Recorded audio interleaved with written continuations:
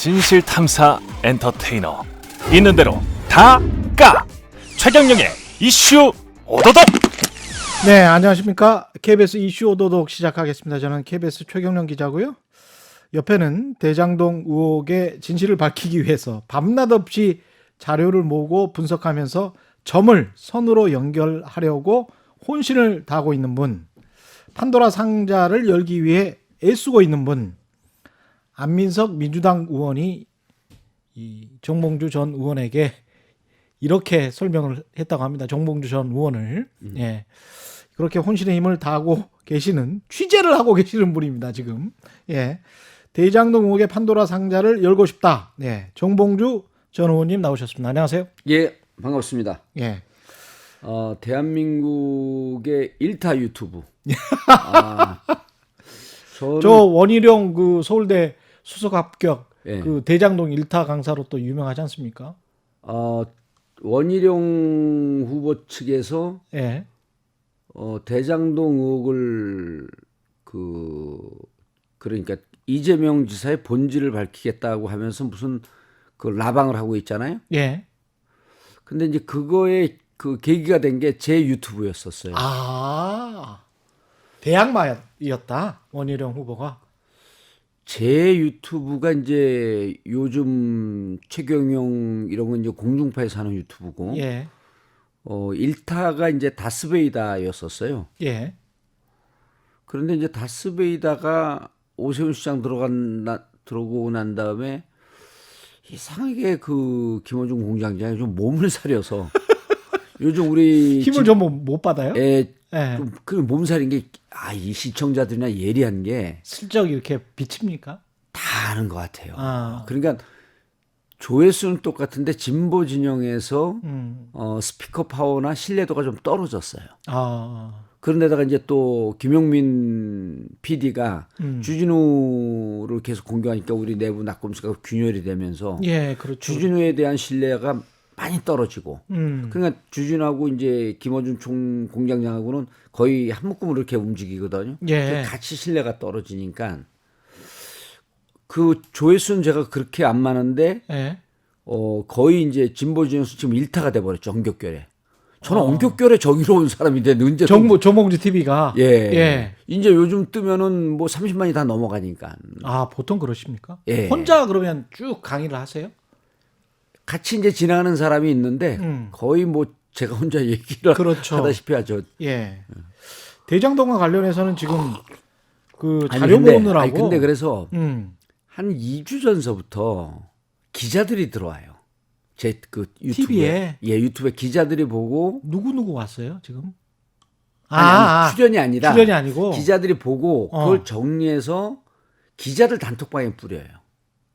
그래요? 예, 그러니까 이게 한 번 방송에 나가면 그 보는 뭐 조회수 30만 40만이 아니라 기자들 방에 수백 명 있는 기자 방에 이게 그 요약본이 뿌려지고, 그게 이제 또 보좌관한테 쫙 뿌려지고, 그리고 의원들한테도 보고가 되는데 그거를 원희룡 방에서 봤다는 거예요. 그렇구나. 예, 그렇게 스토리가 흘러가는 거죠. 그렇죠. 원희룡 쪽에서 예. 보고 이거 이렇게 가면은 이재명이 관계가 없다라고 하는 게 되고, 실질적으로 이제 거기는 지금 뭐 그쪽에서는 우리가 비이성적이라고 할 테고 우리는 그쪽이 비이성적이라고 하는데 할 텐데, 화천대유의 막대한 천문학적 이익 보면 밝혀야 되거든요. 예. 저는 그쪽하고 같이 팀을 좀 짰으면 좋겠어요. 밝히는데. 원희룡 팀과? 아니, 그러니까 보수 쪽하고도. 예. 그래서 같이 분석을 진실을 하면서, 밝히자. 예, 진실을 밝히고 다시는 우리 사회에 이런 이번에 제대로 밝히지 않으면 토건 세력들, 이른바 토건 비리 세력, 토건 비리 세력들, 이 개발 비리 세력들의 실체를 알 수 있는 아주 소중한 계기거든요. 이 개발 비리 세력과 금융 세력이 엮인 거의 대국민 사기 사건이거든요. 예. 그런데 이제 원희룡 쪽에서는 제 방송이 요약된 걸 보고 이거 큰일 났다. 이 화살이 하나은행으로 가고 있네. 예. 화살이 박근혜 정부 실세로 가고 있네. 이재명으로 가야 되는데. 예. 그래서 이제 그때 대응팀을 짜서 라이브 방송을 준비하고는 있었는데 빨리 터뜨렸다라고 하는 그 전언을 제가 기자한테 들었어요. 그쪽 이제 그 마크맨 쪽. 그렇군요. 예. 예. 근데 그만큼 이제 신뢰성이나 신빙성을 이 있으니까 기자들이 받아 예. 써서 뿌리고 있다 이런 말씀을 하시는 건데. 그렇죠. 그리고 이제 저는 음. 제가 방금 전에도 말씀드렸지만 저는 그 살아온 인생이 이렇게 정의로운 사람은 아니에요. 근데 이제 그 영국 그 이제 우스갯소리 중에 뭐냐면 예. 옛날에 이제 유람선이 쭉 가는데 어느 여성이 바다에 빠진 거예요. 근데 멋진 남자 쫙 다이빙을 해갖고 들어서 구해냈어요. 예. 딱 올라오면서 하는 첫 마디가 누가 나 밀었어. 그게 그 사람이 엄격결에 정의로운 사람이 된 거거든요. 그렇죠, 그렇죠. 제 인생이 그렇습니다. 엄격결의 엄격결에 정의로운 사람이 됐어요, 저는. 엄격결의 BBK였습니까? 그렇죠. BBK도 교육위에 있었는데 예. 워낙 이제 교육위에서 그 피감기관들을 여당이면서도 쥐잡듯이 잡으니까 예. 당시 이제 작고하신 김효석 원내대표가 저를 살살 꼬신 거예요. 정의원, 저격수를 해야 돼. 그럼 최소한 3선은 보장돼. 그러면서 누구를 예를 들면 홍준표를 예를 든 거예요. 저 김대중 저격수인데 봐봐 지금 3선하고 있잖아. 예. 그래서 저는 깜빡 속 하나 먹어갖고 정무위로 사보임이라고 옮겼어요. 예. 근데 제가 정무위 갖고 금융권은 사업하면서 융자한 거 말고 뭘 하겠습니까? 그렇죠. 근데 이게 묘한 게요. 음. 이제 우리 요즘 많은 분들이 사주 보고 무당 보고 왕자도 새기고 그렇죠, 그렇죠. 관심이 있잖아요. 근데 예. 저는 그걸 안 보는데 정치라면 주위에서 사주를 봐주겠다는 사람들이 꽤 많아요. 그렇죠. 관상쟁이들도. 관상도 보고 예. 뭐 사주도 보고 그런데 저는 공교롭게도 그 사주 팔자라 그러잖아요. 8개 기둥이거든요. 예. 뭐 갑진년이면 갑과 진이라고 하는 2개 기둥이 있고 연월일시인데 예. 사주가 팔자는 그 연월일시가 다 2글자씩 돼 있으니까 8개 기둥이에요. 그 이제 그걸 갖고 보는 건데 전 8개 기둥 중에 4기둥이 물과 관련돼 있어요. 물과. 예. 예. 근데 최근에 들은 얘기인데 이제 이게 시대가 바뀌면서 사주 풀이들도 좀 바뀌는 것 같아요. 시대에 맞게. 예. 21세기인데 뭐 천왕성, 그 해왕성 이런 거 얘기하면 사람들이 잘 안 먹어주잖아요. 그렇죠. 근데 쭉 분석을 해보니 사주에서 물은 어. 돈이랍니다. 물은 돌이다. 예. 그래서 그런지 평생 돈에 구애받지 않고 살아요. 그렇죠. 예. 지금. 예. 그리고 이제 사업할 때도 별명 마이다스 손이 손만 대면 돈을 벌어요. 근데 21세기 요즘 사주풀이 하는 사람들이 물이 예. 돈과 정보라는 거예요. 돈과 정보. 이상하게 저한테는 정보가 계속 들어와요. 그러니까 그 BBK도 갔는데 보좌관들도 이제 뭐 잘 쓴 것도 있는데 근데 저는 이제 그때도 보면 보좌관들이 자료 조사를 하면 보좌관들이 보는 자료를 제가 그걸 보고 이렇게 공부하는 게 아니고 그 친구들도 취재라고 저도 취재라고 따로 해요. 예. 그러면서 이렇게 공유하니까 보좌관들이 아는 수준보다 항상 더 많이 합니다. 그다음에 이제 정보를 식별할 수 있는 눈이 생기겠죠. 예, 그거 자꾸 축적하다 보니까 그렇게 지금 재선 3선 하다가 요즘 토론에서 이렇게 만나거나 그 저하고 이제 고정으로 하는 사람들 보면 술 한잔 먹고 그러면 야 공부 좀 해갖고 완전 친해지니까 특히 이제 그 야당 쪽에 그랬더니 의원님 자료를 어떻게 찾아야 될지 모르겠어요. 그러니까 검색하러 첫 들어가면 처음 검색할 때 막막하거든요. 그렇죠. 계속 추적을 해 가야 되는데 한 번, 두 번 하다 보면 옛날 보좌관들 생각이 나고 예. 다 해갖고 입에 먹게 딱 떠다 줬는데 그렇게 추적해가는 끈기와 힘이 없어진 거예요. 예. 근데 저는 국회의원 시절부터 직접 다 혼자 찾다 했으니까. 보니까 그런 게 별로 어렵지가 않은데 그런데 지금 그 제가 이제 대장동 얘기를 하니까 다른 사람보다 또 엄격결에 더 신뢰가 간 게 BBK 다스를 추적했던 전력이 있잖아요. 예. 그리고 BBK 다스는 후에 이명박 대통령이 구속이 되면서 정봉주가 옳았다 이렇게 된 거 아니에요. 그건 맞았잖아요. 예. 그러니까 지금도 많은 분들이 제 방송을 보면서 이게 구도가 BBK하고 똑같습니다. 그래요? 예, 아주 똑같아요. 그럼 설명을 좀 해주세요. 이런 거 간단하게 예. 말씀을 드리면요. 성남의 뜰 화천대유. 아니 구도를 이렇게 보면 돼요. 예. 자꾸만 이제 이름에 빠지면 BBK는 제일 처음에 김경준에게 대중적 신뢰를 줄 수 있게끔 투자해 준 데가 하나은행이에요. 그렇습니다. 2000년도 김승유 행장, 이명박 고대 동기 동창 그분이 있을 때 하나은행이 BBK, LK에다가 그러니까 BBK라고 하죠 쉽게. 그렇죠. 예. BBK에다가 5억을 투자를 해줘요. LK 이뱅크죠. 예. 예. 그럼 BBK에다 그 거대한 금융권이 5억을 투자해주는 순간 대중적 신뢰도가 확 올라가잖아요. 사람들의 신뢰를 받게 예. 되고. 그런데 그래도 별로 신뢰를 안 할 것 같으니까 다스가 190억을 또 투자를 해요. 다스는 그때 현대차에 예, 부품 납품하던 예, 협력업체였고. 예, 자동차 부품을 납품하던 것이고 실소유주가 이명박이라고 우리가 주장하면서 다스는 누구 겁니까? 그랬죠. 그러니까 저쪽에서 지금 배워갖고 화천대유는 누구 겁니까? 했는데 너무나 질문을 잘했어요. 똑같네. 예, 그리고 이번에는 음. 이제 이따가 자세히 말씀드리겠지만 예. 화천대유에게 처음에 돈을 SK가 400억을 400억을 종잣돈을 줍니다. 최기원 회장이 예. 예. 키넨 파트너스. 종잣돈을 주고 그러니까 이런 진짜 듣보잡 회사에 그렇죠. 400억이 들어오는 게 사람들이 깜짝 놀랄 거 아니에요. 예. 그런데 또 이게 워낙 큰 땅이니까 400억 갖고 되겠어? 하는데 하나은행이 툭 들어가잖아요. 지금 여기서는 하나은행은 400억은 그 옛날에 BBK에다 5억 대준 하나은행 역할을 SK가 해준 거고 예. 하나은행이 들어가겠다라고 하는 것은 다스가 들어가겠다는 역할과 똑같은 역할을 해준 거예요. 하나은행은 다스 역할을 해준 거네. 그렇죠. 하나은행이 들어가니까 나머지 무슨 그 국민은행 뭐 이런 은행이 4개 은행이 쫓아 들어가는 거예요. 그렇구나. 예. 예. 그리고 여기서 또 기술자는 그때는 김경준이라는 기술자가 그렇죠. 있었잖아요. 예. 이번에는 SK증권이라는 기술자가 또 들어갑니다. SK증권 들어가죠. 예. 기술자로 들어가는 거예요. 그래갖고 전체 구도가 보면 그래서 제가 이번에 깨달은 게 국민들이 이렇게 그 푼돈 모아서 증권사에 투자하고 은행에 넣어주는 돈들이 거대 금융자본이 결국 국민들의 고혈을 짜서 이런 데 사기치고 한방 치는데 다 악용이 되는구나. 이게 금융의 흐름, 토건 비리 세력의 흐름을 밝혀갖고 국민들에게 알려주지 않으면 안 되겠다. 예. 다스와 BBK로 인해서 결국 이명박이라고 하는 국가를 재테크로 이용하는 잘못된 위정자가 발을 디디면 안 되겠다라고 하는 걸 국민들에게 알려줬듯이 이 금융과 토건 비리 세력들이 결탁해서 이 막대한 불로소득을 취하는 부분에 대해서 우리가 좀 깨줘야 되겠다. 예. 그래서 또 원격결에 들어온 거예요. 원격결에 들어와 보니 예. 어떤 실체가 다 잡혔습니까? 아니면 지금 거의 잡혔습니까? 저는 이제 다 잡혔다고 하는데, 예. 이 이제 공격수나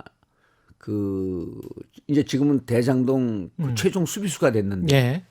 공격수나 수비수의 특징은 뭐냐면, 자기 팀을 붐업시키는 힘이 있어야 돼요. 예. 공격하면서 내가 골 넣는다 그러면서 가야지 뒤에 있는 링카나 수비진들이 쫙 밀어주는데 그렇죠. 예. 가면서 나 골 못 넣어. 그럼 어느 누가 그걸 백업을 그렇죠, 해줍니까? 그렇죠. 예. 그러니까 공격수는 공작의 날개를 피듯이 조금 블러핑을 해줘야 돼요. 동작도 좀 화려하고 페인팅 예. 모션도 화려하고 또 최종 수비수는 같이 있는 사람들에게 한순간에 그 옵사이드 트랩도 써야 되고 그러니까 이 주위에 있는 사람들과 일사불란하게 움직여야 되니까 여기도 또 붐업하는 블러핑의 힘이 있어야 돼요. 예. 그래서 저는 솔직한 말씀이 한 80%쯤 잡았으면 90% 잡았다 그래요.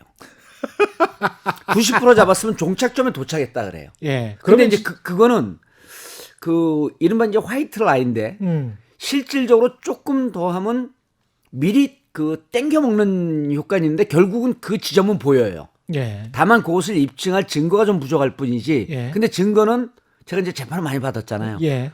증거는 수사기관이 해야죠. 예. 증거는요. 예. 이렇게 얘기해 변호사들이 증거는 숨어 있다. 찾지 못할 뿐이다. 하늘에 증거가 없는 건 없어요. 예. 그래서 증거를 잘 찾는 변호사가 훌륭한 변호사고. 근데 제가 이제 변호사하고 이제 또 이제 그 가짜 미투를 할 때 변호사들한테 맡겨놓지 않습니다. 직접 다 썼어요. 그런 이제 변호사들이 그걸 이제 교정하고 그러니까 증거를 찾는 과정, 눈 이런 게 제가 직접 당하다 보니까 인생이 쪽나는 거 아니에요. 그렇죠. 예. 이거 미투 성추행인데 그래서 지난 3년 동안 사실은 정치를 못하면서 고통스러웠지만 이 대장동을 보게끔 하는 그 눈을 길러주려고 하늘이 나에게 3년 동안 훈련을 시킨 거 아닌가라고 하는 그런 생각이 들 정도로 재판하면서 그 축적됐던 노하우가 BBK 대장동을 또, 찾는데 예. BBK도 있었고 음. 대장동을 찾는데 결정적인 도움을 주는 거예요.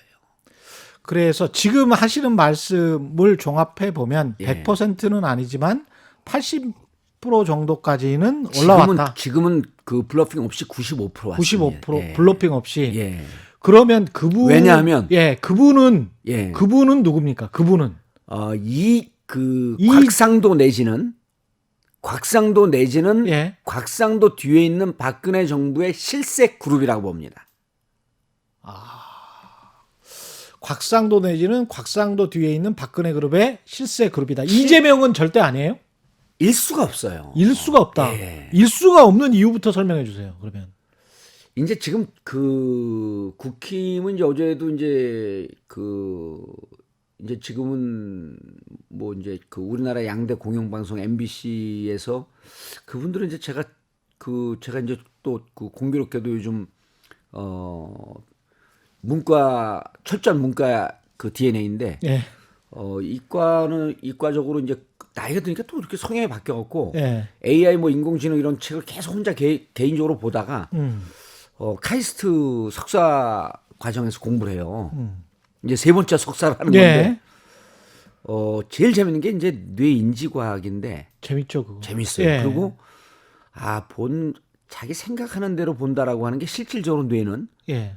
정보를 받으면 그 정보를 그대로 듣는 게 아니라 자기 안에 갖고 있던 기존의 정보와 믹스하면서 보정을 한다는 거예요. 그렇습니다. 그러니까 지금 국민의힘 분들은 그러니까 정치인들이 자꾸 그 선전선동을 하는 이유가 그것 때문에 그래요. 그러니까 그게 먹히는 거예요. 예. 근데 국민의힘 분들은 이재명일 것이다 꽂아놓고 하니까 도공이 그 공모 과정에서 하나 컨소시엄에 줄 때 이미 특혜를 설계했다 이렇게 생각을 해요.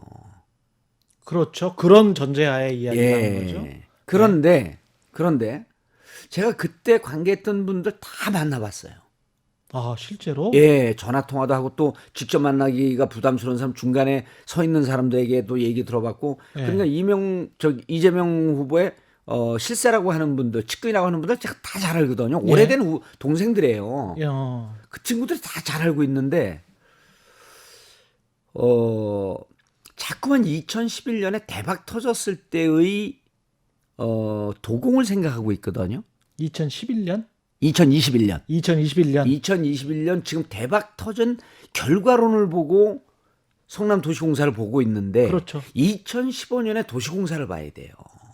그러니까 그게 이제 결과 편향이라는 겁니다. 예. 모든 사람이 결과를 보고 그 다음에 원인과 인과관계를 결부시켜서 결과가 이렇게 초대박이 났고 예.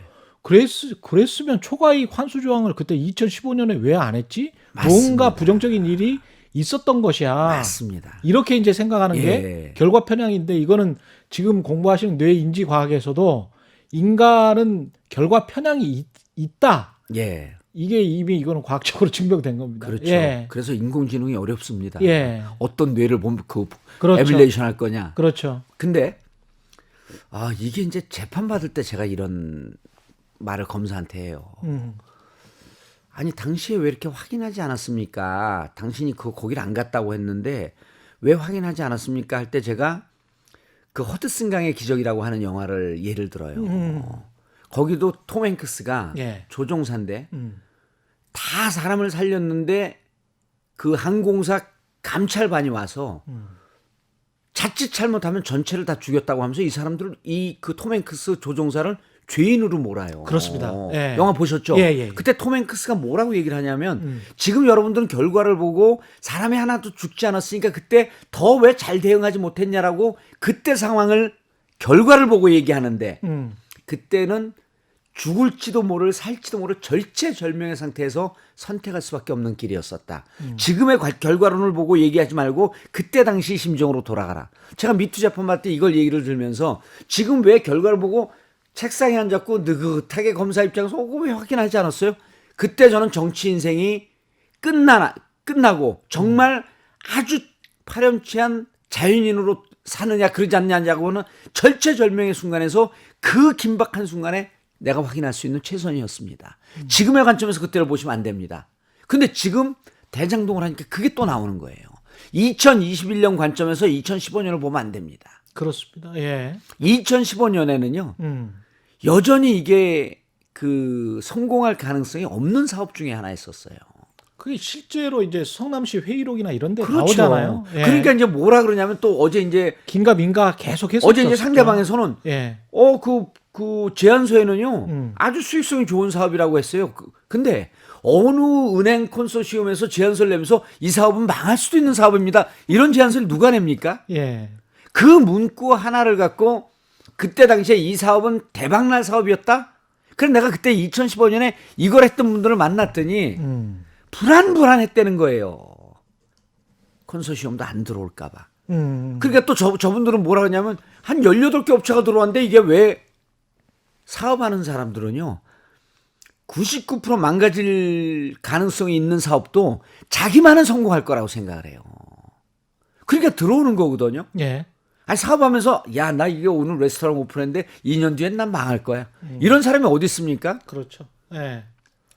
아니 저도 우리 집사람도 식료품 회사를 하는데 대학교 앞인데 식당 안테나 샵으로 오픈하는데 코로나가 막 시작할 때 오픈을 해요.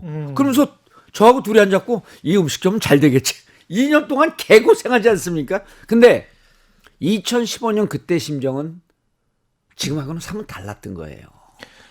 그 금싸라기 땅에 무조건 분양이 100% 보장돼 있고 그런 논리가 이제 지금의 논리인데 사실은 저도 이 부동산 시장 계속 와치를 해왔던 사람으로서 대치동 타워팰리스도 미분양이었고요. 그럼요. 예, 미분양이 무더기로 한번 삼성동 아이파크 다이아몬드라고 하는 아이파크도 예. 지금 40억 그 50억짜리가요. 예. 미분양됐고 우리 친구가 9억에 분양받은 데예요. 그렇습니다. 예, 그런 상황. 그다음에 이제 뭐 반포에 있는 그 레미안 퍼스티지랄지, 예. 그다음에 자이랄지 지금 대표적인 랜드마크 아파트 같은 경우도 미분양 있잖아요. 2010년도 이쯤이거든요. 예. 그래서 미분양해서 그때 한 13억짜리를 12억에 가져가고 11억에 가져가고 그랬었습니다. 맞습니다. 예. 근데 그 부동산 시장의 침체가 2008년 이제 금융위기 이후에 2010년부터 해서 2015년까지 가거든요. 그때 초이노믹스 기억나시잖아요. 그렇죠. 예. 그때 캐치프레이즈가 우리가 그러고 조롱했잖아요. 빚내서 집 사라. 집 사자. 예. 그 정도로 부동산 경기가 완전히 죽었을 때예요. 그게 이제 2014년부터 시작해서 2015년에 막 그렇게 하려고 했었던 겁니다. 그리고 나서 겨우 2016년부터 슬쩍 이제 돌아서기 시작해요. 조금 살아난 건데 2015년에는 세계가 계속 경기 침체가 될 것이다라고 하는 암울한 그 왜냐하면 중간에 이제 그리스 금융위기도 있고 막 맞습니다. 그러니까 그런 걸 지금 다 망각해 버리는 거예요. 예. 근데 2015년 이게 4월인가 그렇죠. 예. 인허가가 난 게. 맞습니다. 그리고 예. 인허가가 나고 그때 이제 인허가 과정에서 지금 이제 가장 문제가 되고 있는 게 초과이익 환수제를 왜 안 놓냐. 그리고 언론에서 이렇게 기사가 한번 났어요. 초과이익 환수를 주장하는 직원을 다른 부서로 배치하고 다른 사람한테 놓다. 예. 근데 그때 초과이익 환수를 놓아야 된다라고 하는 내부 의논은 있었는데 이미 제안서가 경제에 대해서 잘 아시지만 제안서 그거 세계 컨소시엄이 놓는데 한 제안서 쓰는데 20-30억씩 들거든요. 그렇습니다. 10억 네. 넘게 들어가는 거예요. 그렇죠. 컨설팅 다 받아가지고 하는 다 받았고 근데 그 제안 그 초과이익 환수 이미 확정 수익을 1,800억을 확정 수익으로 내기로 왜냐하면 3,600억 정도의 당시 수익이 있다라고 예상을 했기 때문에 그랬습니다. 그러면 MB도 반띵하는데 우리 반띵하자. 그래갖고 1,800억씩 나누기로 했던 거 아니에요. 그렇죠. 그런데 그 사람들에게 또 야 초과이익 환수되니까 그 초과이익 내놔 그럼 이 사람들이 그럼 나 안 해. 이중과세죠.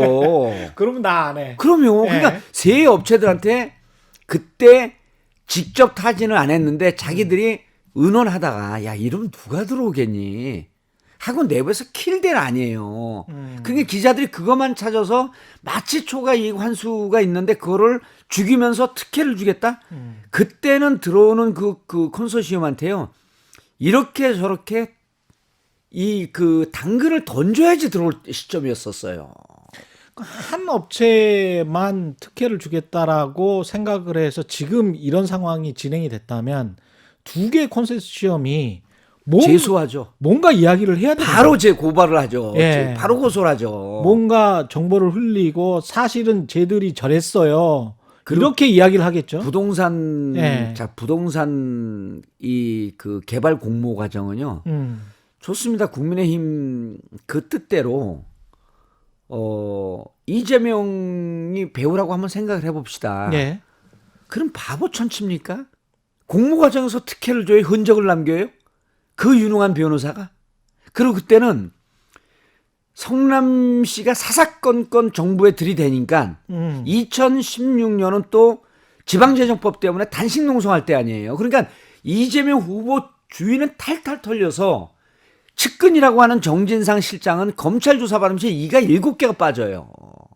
그 스트레스 때문에. 예. 그런데 어떻게 공모 들어오는 그 업체에게 특혜를 줍니까? 그리고 나머지 2개의 업체는요. 하나는 야 분양 과정에 우리가 리스크가 있으면 너네 분양 과정 리스크 공유해. 그게 이제 산은인가 그랬을 거예요. 그다음에 이제 메리츠는 야 이거 우리가 이렇게 예상 수익은 3,200, 3,400억으로 놓는데 예. 하나가 제일 많이 놓죠. 3,600억. 이게 혹시 망가질지 모르니까 그러면 우리가 이게 죄송합니다. 이걸 좀 보충하기 위해서 시공도 우리가 손을 대야겠어. 그럼 메리츠는 시공을 달라 그랬어요. 예. 시행 시공을 다 달라 그러니까 그럼 그거는 그때 서류하는 작업하는 사람이 이건 정말 특혜를 미칠 것 같은 나중에 문제가 될 거다. 그 법적으로도 좀 문제가 될 수 있어요. 예. 그리고 같이 해버리면. 그리고 또 리스크를 분산하라고 하니까 지금 블라인드 하면서 ABC로 했고 다시 공모를 해도 하나가 된다는 거예요. 그렇게 자신만만해 해요, 그분들이. 예. 지금 블라인드 공모해갖고 눈 딱 가리고 예. 3개 회사의 조건을 딱 주면 어디를 할지 회계사도 한 20명 갖다 놓고 보자. 그래도 하나 되는 겁니다. 그러면 예. 그럼 여기에 이제 뭐 음모론이라고 하는 결과론을 보고 그 보이지 않는 부분 한 줄 문장을 갖고 침소봉대하면서 전체를 보는 예를 들어 아폴로 달 착륙 음모론인 사람들은 왜 내려가는데 그 우주선에 그림자가 없냐? 할리우드에서 이거 만들었다. 온갖 음모론이 많잖아요. 그러니까 예. 하나의 문장으로 전체를 규정할 수 있는 그런 이상한 구석이 많이 있습니다. 모든 사안에. 예. 지금 그런 걸 끄집어내서 야 이거 하지 않고 예를 들어 그 초과이고 한수도 예. 그거 하지 않고 너네 특혜 준 거 아니야? 정확하게 말씀드릴게 만약에 진짜 돈 먹고 돈 뒤로 빼고 싶으면요 공모 과정에서는 깨끗하게 합니다. 어떤 과정에서 돈을 먹습니까? 먹는다고 가정한다면? 먹는다고 가정하면 이제 저쪽에서도 이제 그런 상상을 하잖아요. 나중에 너네가 돈을 천화동인 화천대유 천화동인 실질 수익에 실질 주인이면 나중에 니네가 받으려고 그런 거 아니야? 나중에 쉽게 얘기해서 거기에 파킹 시켜놓고 놓은 거 아니야? 자 그러면 이게 또 왜 잘못됐는지 이렇게 진행을 무척 잘하시네. 이렇게 가야지 재밌어요. 예. 디테일하게 뭐 이렇게 설명하면 예. 복잡해서 사람들이 이해를 그렇죠, 못합니다. 그렇죠. 자 그러면요. 이게 영화 같아요. 2004년서부터 토지 작업이 시작이 됩니다. 그래서 전체 개발 사업은 크게 보면 그냥 2축이에요. 토지 작업, 땅 장사. 그렇죠. 땅 그다음에 장사. 집 져서 파는 집 장사. 그렇죠. 땅 장사할 때 수익 땅을 사들여야 되니까 돈이 있어야 돼요. 땅 장사가 이제 화천대유입니다. 예. 시행사잖아요. 일단. 예, 그거는 이제 2기예요. 2기. 1기 지금 그렇죠. 말씀하시는 거고. 2004년서부터 2014년까지 10년 동안 그렇죠. 땅 장사가 시작됐는데 신영수 국회의원 동생 구속 때 건달들 와서 쌈나 대구파 올라와 부산파 올라와 수원 남문파 들어와 난리가 납니다. 거기에 이제 남욱도 있었던 것이고 정영학도 있었던 남욱과 정용학은 정식으로 채용된 말단 직원이었습니다. 그때 당시에는, 일기 때는. 예, 일기 때. 김만배는 좀 위에 지위 있었어요. 왜냐하면 돈을 갖고 왔다 갔다 하니까. 근데 이제 일기 때 보전 녹지로 2010년인가 11년에 선언을 해버려요. 하도 문제가 많으니까. 예. 그래서 손을 못 대게 합니다. 예. 그러나 그럼에도 불구하고 2011년에 부산저축은행에서 1,100억 정도를 융자를 해서 그렇죠. 땅을 다 매입을 하는데 이게 한 5%쯤 하니까 작업이 거의 끝난 거예요. 그 정도면. 그때 한 사람은 이강길. 이강길. 예. 예. 잘하시네. 예. 이강길 씨뿐만 아니라 예. 이강길 씨 혼자 못합니다. 음. 그래서 대기업 삼성 부회장 출신이 참여를 해요. 이강길과 삼성 부회장 출신들이 예. 참여를 한다. 이상땡입니다. 이상땡. 예. 예. 김용땡. 김용땡. 예. 예. 그분들이 들어와야지 전주 역할을 해주는데 이강길이 부산저축은행에서 어떻게 돈을 땡기게 됐는지는 이강길이 얘기를 안 하니까 그렇죠. 모르죠. 이강길은 2014년에 구속이 됩니다. 그런데요. 그 과정도 참 희한해요. 2011년에는 넘어갔다가 2014년에는 구속되고. 예, 2011 그래서 이거 내 땅 뺏으러 온다고 막 하소연했고 2010년, 2014년 가갖고 이강길을 직접 취재한 기자들을 제가 만났어요. 예. 땅 작업이 거의 끝났죠. 그래서 이제 이재명 지사가 그 얘기를 한 거예요. 부산저축은행에서 1,150억 융자를 받았는데 당시 대검에서 이 수사검사인 윤석열 당신이 중수이과장이 왜 이거 수사를 안 했습니까? 당시 변호사는 박영수, 부산저축은행 변호사는 박영수, 그럼 봐준 그렇죠. 거 아닙니까? 예. 그러니까 또 묘한 그 법률 전문용어로 써요. 이게 개인 융자기 때문에 배임으로 보지 않았다. 일단 말이 어렵잖아요. 예. 윤석열 답변은 뭐 공식 답변은 그겁니다. 근데 그때 이제 돈을 끌어들이고 땅 작업도 다 끝내놓고 났는데 우당탕탕 싸움하고 그러니까 보존 녹지로 손대지 못하게 해놨고 땅 작업은 계속 진행되고 있고 언젠간 된다. 이러고 본 거죠. 예. 근데 2014년에 이게 계속 문제가 되니까 수원 남부경찰서에서 수사가 들어갑니다. 남부경찰서 맞을까? 어쨌든 경찰청에서 수사가 들어가는데 수사 와중에 수원지검에서 가져오라 그래요. 야, 지금 이제 검경 수사권 분리가 안 돼 있으니까 무조건 지시를 받잖아요. 지휘 받으니까 가져와라 그러더니 수원지검에서 이걸 딱 수사를 합니다. 그때 싹 정리를 해줘요. 이강길을 구속시켜버려요. 그러니까 이강길을 뺏긴 거죠. 그래서 1기 때 개발하던 사람이 이강길은 구속되고 몇몇이 더 구속이 되는데 예. 삼성은 튑니다. 삼성 부회장이었던 사람들 예, 여기서 그 4, 5년 같이 작업했던 사람들이 사라져요. 쓱 나와버리고. 예, 예. 뭔가 겁나는 숲속에 거대한 악마가 나타난 거예요. 없어져요. 예. 그러더니 2015년에 이제 이거 개발해야 된다. 막 그때 이제 당시 이제 국힘에 전신해서 얘기하고 그러고 그러니까 성남시장으로서 개발해야 된다 아각거리고 시위해서 그러면 안 할 수가 없습니다. 예. 그래서 이제 민관이 같이 간 거 아니에요? 인허가 나오고 인허가 나온 거 그다음에 문화재 그 개발하다가 또 이제 문화재가 발굴되면 그렇죠. 올스톱이에요. 예. 근데 인허가 과정, 문화재 발굴 과정 이건 매뉴얼이 다 있어요. 그러니까 여기서는 장난을 못 칩니다. 장난을 칠 수 있는 건 뭐냐면 제가 아까 돈 놓고 돈 먹기 싸움이라 그랬잖아요. 파킹을 해놓은 거. 아니요. 파킹을 해놓은. 이게 인허가가 나도 돈이 들어와야 돼요. 이제 막대한 집을 질 수 있는 돈이 그렇죠. 들어와야 돼요. 그렇죠. 근데 인허가 받으면 은행이 가서 그 돈 질러주나요? 망가지면 어떡하죠? 은행이 들어오게끔 신뢰를 줘야죠. 신뢰를 줘야 되는데 김만배가 가서 하나은행을 설득했다? 어불성설이에요. 머니투데이 기자 출신이긴 합니다. 그때 당시에도 머니투데이 기자였어요. 예. 예. 그런데 예. 하나은행이 들어가기 전에 키넨 파트너스에서 처음에 280억 했고 결국 400억이 다 들어와요. 화천대유에. 예. 하나은행 들어오기 전에. 하나은행 들어오기 전에. 그러니까 종잣돈이 생긴 거예요. 일단 400억이 생기고. 예, 400억이 생겼는데 게다가 최태원 회장의 동생이야. 최기원. 예. 키넨 파트너스는요. 최태원 회장이 모른다고 하면 아이 그건 말도 안 되죠.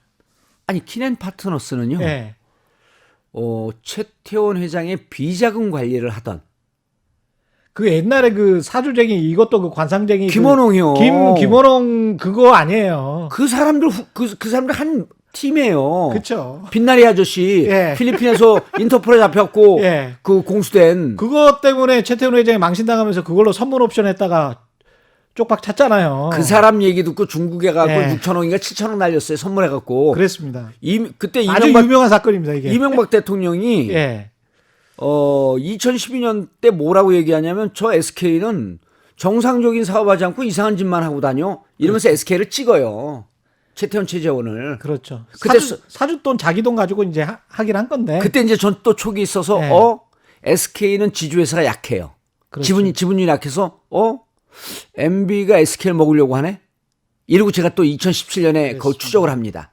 생각해 보니까 그때 자기 돈도 아니었던 게 회사 주식을 담보로 대출을 받았었거든. 그럼요. 회사 주식을 담보로 대출을 받아서 수천억을 가지고 선물 옵션 투기를 한 거예요. 그것도 관상적인 말만 믿고. 김원홍 말 듣고 예. 김원홍입니다. 예.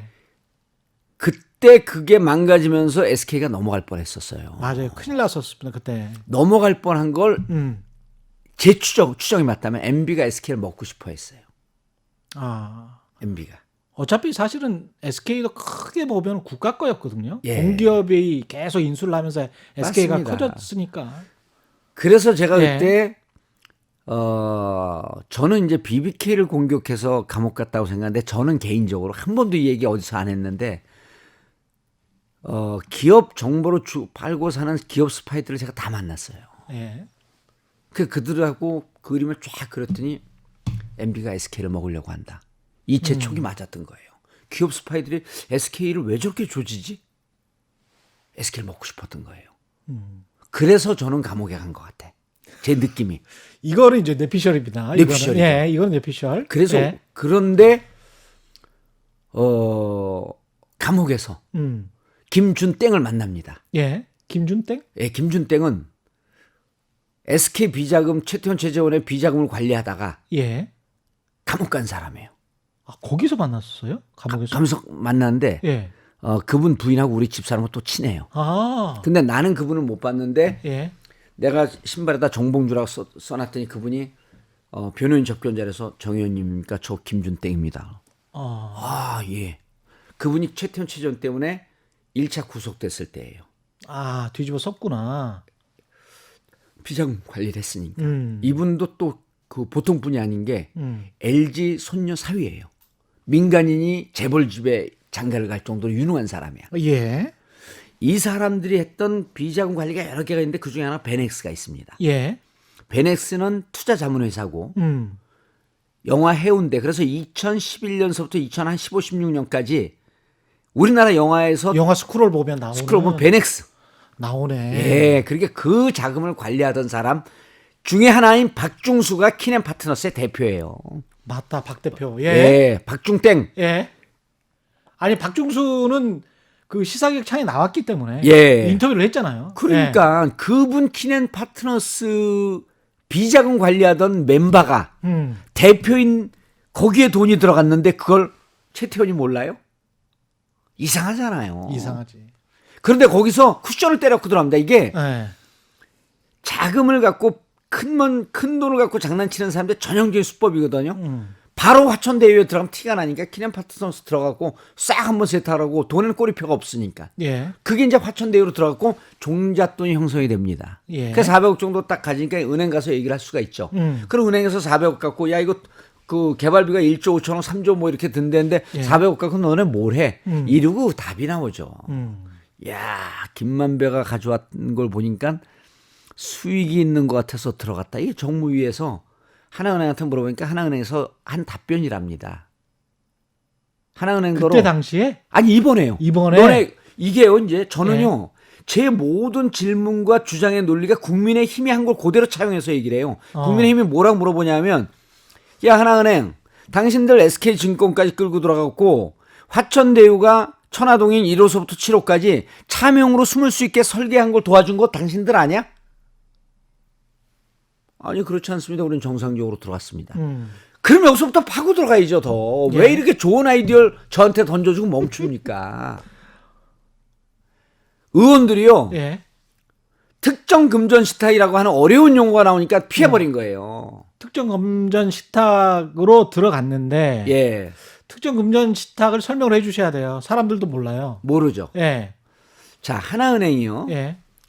자기들이 그 콘소시엄을 만듭니다. 만드는데 화천대유가 50% 중에 7%를 갖고 AMC 너희들이 돈은 우리가 43% 다 될 터이니 예. 돈은 니들 마음대로 운영을 해. 예. 이런 계약을 맺어요 하나은행이.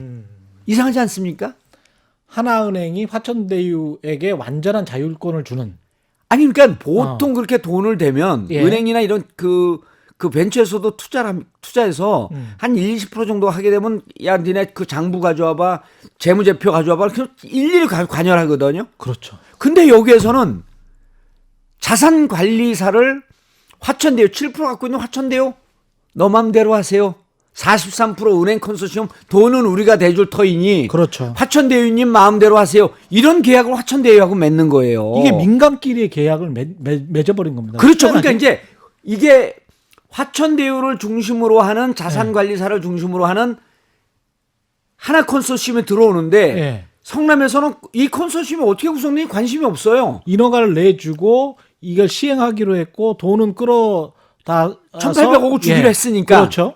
그럼 너네들끼리 안에서 직구값으로도 우리 확정 수익을 받았으니 그렇죠. 그다음엔 당신들이 해. 그래서 이재명 지사가 시장이 계속 그 후보가 그런 거예요. 아니 민간인들끼리 하는 걸 우리가 어떻게 거길 관여를 합니까? 근데 그들의 컨소시엄을 지금에서야 들여다봤더니 화천대유가 모든 걸 다 하게 되어 있는 거예요. 예. 왜? 경제 잘하시잖아요. 예. 왜? 그래서 저는 하나은행이 들어갈 때부터 예. 수상쩍다는 거예요. 하나은행더러 누군가가 야 여기 들어가. 저 화천대유 제들 수익 나오면 저거 한 반은 내 거니까 너네 들어가. 그럼 하나은행을 움직일 정도의 힘이 있는 거대한 세력이 있지 않고는 하나은행이 들어갈 수 없었다는 거예요. 들어가도 예. 화천대유가 모든 걸 전행을 하게끔 이 계약을 맺을 수가 없는 거죠. 근데 이제 예. 이걸 국민의힘 논리나 다른 어떤 의심을 하시는 분들의 논리로 다시 한번 제가 역으로 질문을 해볼게요. 예. 인허가 된 땅입니다. 예. 인허가 된 땅을 가지고 있어요. 이 AMC가 이 화천대유가 가지고 있고 성남의 띠리 위에서 이제 우산 노릇만 해주는 거죠. 예. 실제 일은 화천대유가 다 하고 그래서 인허가 되기 전에 인허가 되기 전에 투자금은 이제 400억 받았어요. 400억 받았고요. 예. 아니 400억 안 받 6월에 받습니다. 6월에. 예, 예. 그러니까 인허가 되기 전 과정에 예. 하나은행하고 미리 이 조건을 맞춘다니까요. 이면이 있었다 이미. 아니 인허가 들어갈 때 우리는 하나은행 하나 컨소시엄이 그렇지. 화천대유 마음대로 하는 이런 계약을 맺었어요. 그러면 아니 성남시가 무슨 검찰입니까? 야 니네 왜 화천대유가 모든 걸 운영하게 니들끼리 무슨 관계가 있었나 보다. 화천대유가 다 운영하게끔 하고 하나은행이 돈을 넣겠다고 하니 이 사업이 망가지진 않겠네. 성남시는 그렇게 볼 거 아니에요. 그렇죠. 너희들끼리 관계는 모르겠다. 야 돈을 43% 대고 왜 화천대유가 운영하게 해줘? 그게 검찰은 들여다보죠. 근데 성남시가 그걸 왜 들여다봅니까? 그럼 검찰 입장에서 들여다봤을 땐 다시 예. 하나은행이 배임을 한 게 아니에요? 그럼 그렇게 되면 43%를 가지고 있는데. 역시 전문가시네. 지금 배임은 하나은행이에요. 배임은요. 그러니까 43%를 가지고 있는데 7%한테 다 먹으라고 하면. 예. 그러면 하나은행 주주들 입장에선. 그래서 제가 어제 그 방송 토론에서 하나은행 검찰 수사 들어가야 된다 이렇게 얘기한 거예요. 예. 자 그런데 박근혜 정부 시절에 하나은행의 별명이 뭐였죠? 하나은행이 뭐 이명박의 친구였고 김승유가. 아니 그거는 2012년에 또 끝납니다. 예. 2012년에 김정태. 예. 성대 출신 김정태 그렇죠, 행장으로 그렇죠. 그 지주회사 회장이 바뀌고요. 김승유가 거대, 김정태가 이제 성대. 성대. 예. 그다음에 곽상도 성대, 예. 김만배 성대. 그렇게 되더라고요. 그런데 예. 김정태 회장이 2016년에 6월에 그 박근혜 대통령이 중국 방문할 때 같이 동반해요. 예. 70명 경제사절단 중에 들어갑니다. 예. 그런데 그때 김정태 회장 집안에 뭐 문제가 생겨요. 중국에서 무슨 사고가 나요. 이게 보도는 안 됐는데 예. 그때 그 문제를 해결하기 위해서 곽상도 민정수석에게 부탁했다라고 하는 그때는 정보가 있어요. 곽상도 민정수석이 아니었어요. 민정수석이죠. 2013년 3월에 돼갖고 8월까지 있습니다. 예, 바로 그 전 민정수석이에요. 그러니까 아니 2013년 6월에 가요. 2013년 6월에. 예. 아, 그래서 13년 중국 6월에. 베이징 대학에서 아, 중국어로 인사말 해갖고 막 박수 받고 그러잖아요. 아, 저는 2016년이라고 말씀하신 줄 알았어요. 2013년. 13년 6월에 예. 간다. 그러면서 그때는 민정수석이 맞아. 김정태하고 예. 김정태하고 아주 급격하게 가까워진 계기가 그거였었다라고 하는데, 그거는 하는데, 근데 예. 이제 이거는 그 정보고 예. 객관적 사실들이요. 음. 하나은행이 1조 8천억 그 사기 대출 사건에 연루가 됩니다. 2009년에. 예. 중앙 ENS라고 하는 데인데 KT 자회사하고 쭉 한 50개가 엮여갖고 1조 8천억인데 이게 결국 2014년에 1조 1천억을 하나은행이 손실을 봐요. 예. 이때 그 중앙 ENS의 변호사가 곽상도입니다. 그래갖고 하나은행하고 붙는 것 같은데 예. 붙지를 않고 슬그머니 사건이 잠잠해져요.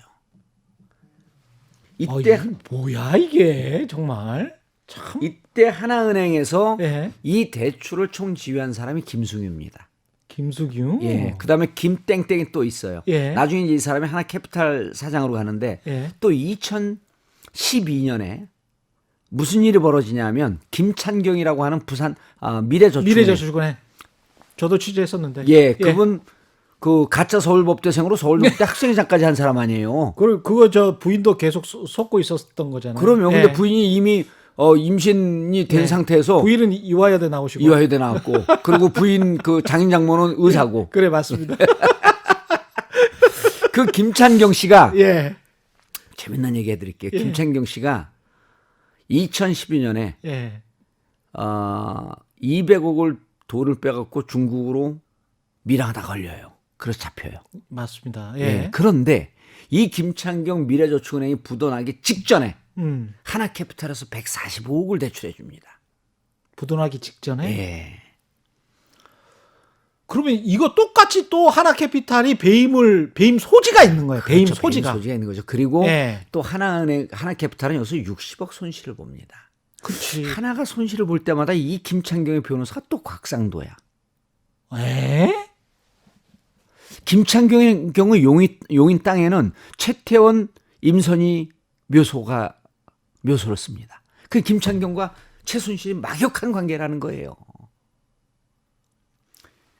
김창경과 곽상도도 막역한 관계인데 그래서 2013년 기억나세요? 예. 곽상도 민정수석 들어갈 때 난리가 났었잖아요. 차장검사도 안 한 사람이 어떻게 민정수석을 들어가지? 누가 뒷배가 있는 거 아니야? 맞아요.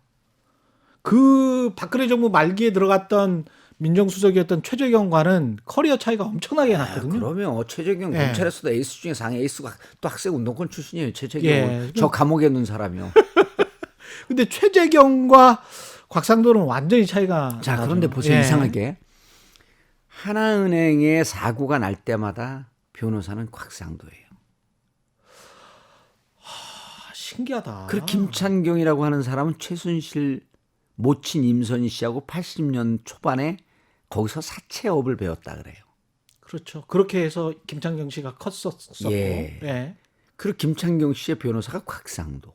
그러면은 그리고 김창경 씨 어마어마한 마당발이었고 사실 여야 예. 다. 근데 가장 뻗쳐 중요한 게 있었어요. 김찬경 씨 땅에 예. 최태민과 임선희 묘소 쓴 거면 얼마나 가까운지 좀 알 거 아니에요. 그러네. 그럼 여기에서 예.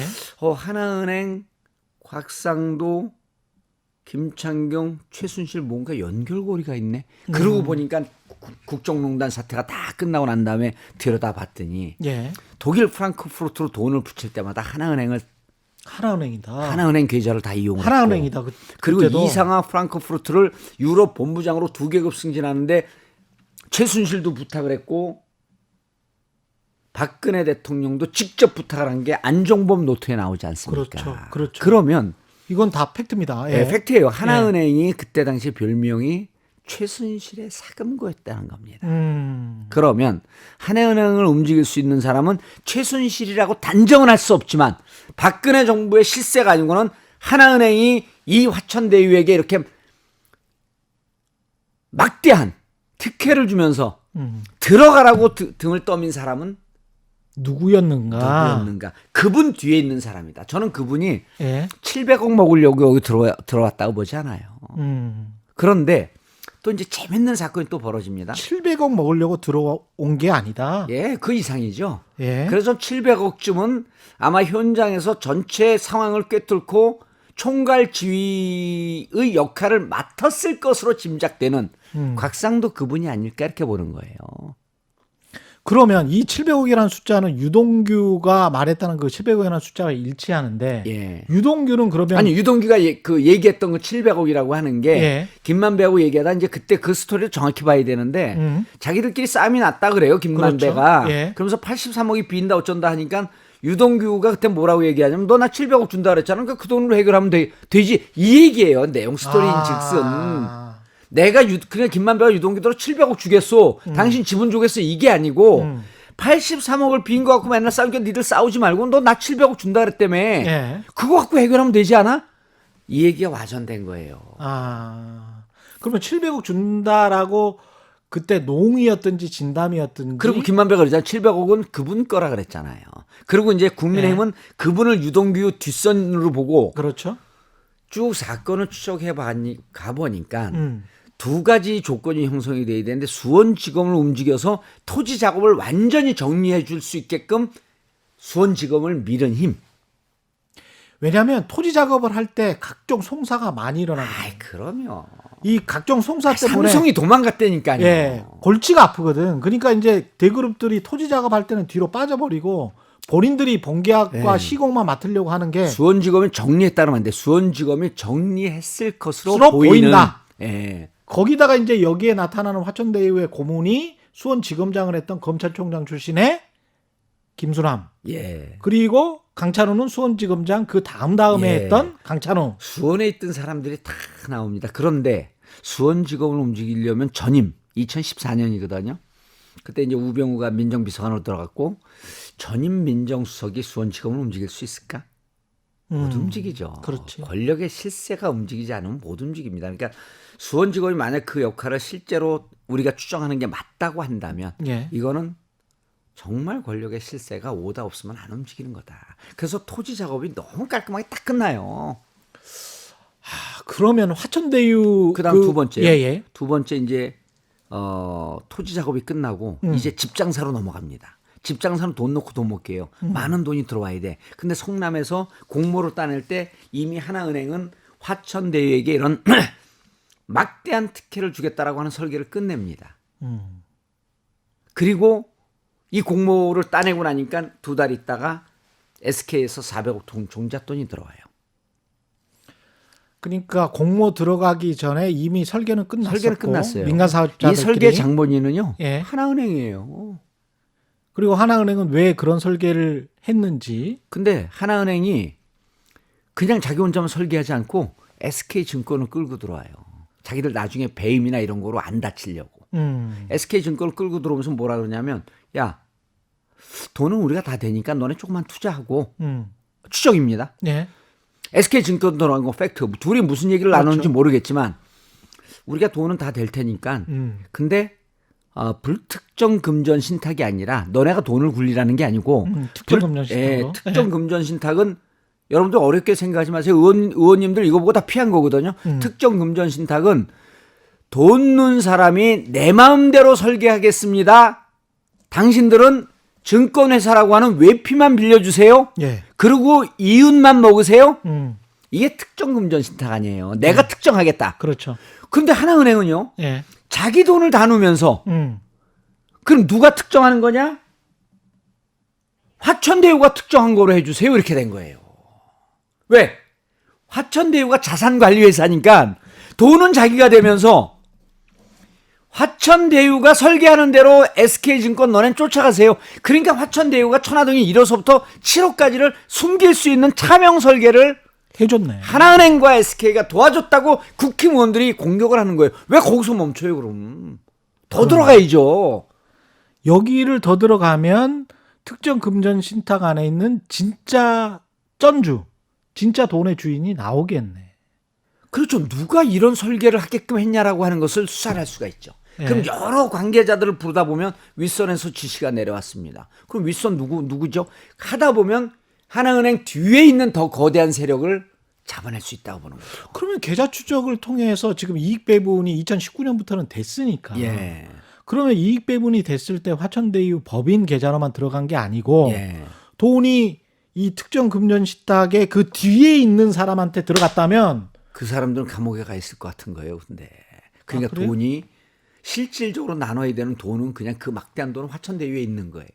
아직 여기에 있다. 그렇죠. 이 배후에 있었고 나눠 먹을 사람들이 없어진 거라고 저는 추정을 하는 겁니다. 그러니까 여기 이제 다시 한번 얘기할게요. 예. 하나은행이 내 돈을 넣으면서 야 내가 설계할게 SK 내가 설계할 테니까 너네는 돈 얼마 안 넣었으니까 내대로 쫓아와. 이렇게 얘기하는 게 특정금전신탁인데 여기서 나는 하나은행이 아니라 화천대유가 설계하는 대로 가라. 그러니까 7%를 갖고 자 하나은행은 왜 배임이냐면요. 예. 2250억을 넣습니다. 음. 은행 컨소시엄이 43% 지분 중에 6천억인가 7천억을 땡기는데 그중에 37%인가 하나은행 돈이 들어가요. 2250억입니다. 2250억을 넣고 400억 먹어가요. 10억 5천은 성남의 뜰 배당액, 예. 69억은 PF 이자, 320억은 PF 뭐 대가금인가 뭐 이런 예. 게 있어요. PF 뭐 대가금인가 했고 400억. 그것도 처음에 200억 했다가 늘린 거예요. 화천대유 한 350억 들어갔답니다. 350억 들어가서 4,040억을 먹는데 그렇죠. 하나은행은 2,250억을 넣고 400억을 먹어요. 하나은행 배임. 성남의 뜰 아니 성남시 영원 넣고 5,500억. 그게 땅 인허가 대가니까. 예. 그리고 예, 영원이죠. 돈은 예. 하나도 안 들어간 거예요. 그게 공공개발의 장점 아닙니까? 음. 그러면 여기서 가장 배임을 한 건 하나은행이죠. 그럼 하나은행은 배임 해갖고 다 이거 완전 다 구속했고 10년 20년이거든요. 그럼 그때 불겠죠. 사실 우리 들어가기 싫었는데 누가 들어가라 그랬습니다. 화천대유에게 막대한 권한을 주라 그랬습니다. 그게 이재명이라고요? 이재명이 하나은행을 움직여요? 말이 안 되는 거예요. 오늘 정리가 좀 되셨을 것 같습니다. 예. 아니 한 이재명이 시간 하나은행과 가까이- SK를 어떻게 움직여요? 그렇죠. 수원지검을 어떻게 움직여요? 일개 좌변방의 성남시장이 그때 단식하면서 박근혜 정부하고 들이받고 싸우고 있고 측근들 다 검찰 들어가고 돈 먹은 거 있나 하고 탈탈 털면서 이빨 7개 빠지면서 스트레스 때문에 밤에 잠을 못 자는데 그때 돈을 먹어요? 그리고 하나은행을 움직여? 야 하나은행이 이렇게 이랬나? 아 5년 뒤에 대권 주자가 되니까 우리가 미리 이재명을 보고 들어가자. 그건 아니지. 이렇게 생각을 하는 거예요. 국민의당은. 50억 클럽 참 시간이 좀 아쉬운데 50억 클럽에 지금 남욱 변호사가 2명은 지금 그게 맞다 뭐 이렇게 예. 이야기를 하고 있잖아요. 그래서 50억 클럽도요. 그래서 예. 이제 이게 그러니까 이제 제가 얘기한 게 그림이 크기 때문에 예. 검찰은 간단합니다. 음. 이게 이제 어제 이재명 이재명 후보가 뭐라냐 월요일 날 돈 먹은 자가 범인이다. 이건 율사들이 늘 하는 얘기예요. 예. 숨는 자가 범인이고 돈 먹은 자가 범인이다. 자, 돈 먹은 자가 범인이다. 여기에 곽상도 아들 있잖아요. 예. 조사 안 하잖아요. 그래서 이 수사는 5억 먹었다라고 하는 유동규는 구속이 됐는데 제3자 뇌물죄에 해당할 수 있는 50억 먹은 곽상도와 아들은 조사하지 않습니다. 박영수 특검도 마찬가지. 박영수 특검도 지인에게 100억을 줬는데 20억은 빌렸다 그러면 80억 왜 줬냐라고 하는데 얼버무리는데 이것도 조사하지 않습니다. 예. 검찰은요. 빅픽처를 그릴 게 아니라 눈앞에 있는 그것부터 예. 그렇죠. 곽상도는요. 지금 어떤 신분이냐면요. 숨었어요. 의원직을 던지고 숨었어요. 돈 먹은 자가 범인이다. 숨는 자가 범인이다. 그게 딱 교집합에 만나는 사람이 곽상도입니다. 오늘 여기까지 하겠습니다. 예. 그럼 한 곽상도를 검찰은 시간. 수사를 해야죠. 그렇죠. 내가 곽상도 그분이라고 그러지 않았어. 그분일 것으로 추정이 된다. 그렇죠. 그러면은 그리고 곽상도와 연계된 박근혜 정부의 실세들. 예. 사법고시 패스도 못한 1차 시험도 보지 못한 고등학교 때 전교 꼴찌였던 정봉주도 추적하는 걸 사법고시 패스한 검찰이 왜 이걸 추적을 못합니까? 그리고 저는 정의로운 사람이 아니에요. 엉격결에 여기까지 온 거예요 그냥. 그럼 정의로운 검찰이 예. 왜 이거 수사 안 합니까? 엉겹결에 여기까지 온 정봉주 전 네. 의원이 정의로운 검찰에게 묻는다. 그러면 예. 그러면 돈 먹은 자가 범인이고 숨는 자가 범인이다. 증거는 있다. 다만 숨어 있을 뿐이다. 증거는 있다, 숨어 있을 뿐이다. 예. 근데 안 찾으려고 할 수도 있다. 그러면 여기까지 해야 되겠습니다. 좀 정리가 되죠? 그리고. 완전히 정리됐어요. 저는 그 민간 사업자들끼리의 계약 관계에 관해서 되게 의심스러운 부분들이 있었는데. 그래서 핵심이 이거예요. 예. 인허가가 핵심이라고 자꾸만 사람들 생각을 하는데 인허가 나서 빠그러지는 것들이 한 7, 80% 잘 아시잖아요. 그렇죠. 예. 인허가 되면 다 됩니까? 인허가 되면 돈이 막 들어와요? 결국은 돈 먹기 시행 사업은 게임이기 진짜 때문에. 벤처 같은 거라서 예. 10개 중에서 한 방입니다. 하나가 왜 예. 들어왔는지를 보면 돼. 하나가. 한 방. 그래 예. SK 돈은 왜 들어갔는지. 그리고요.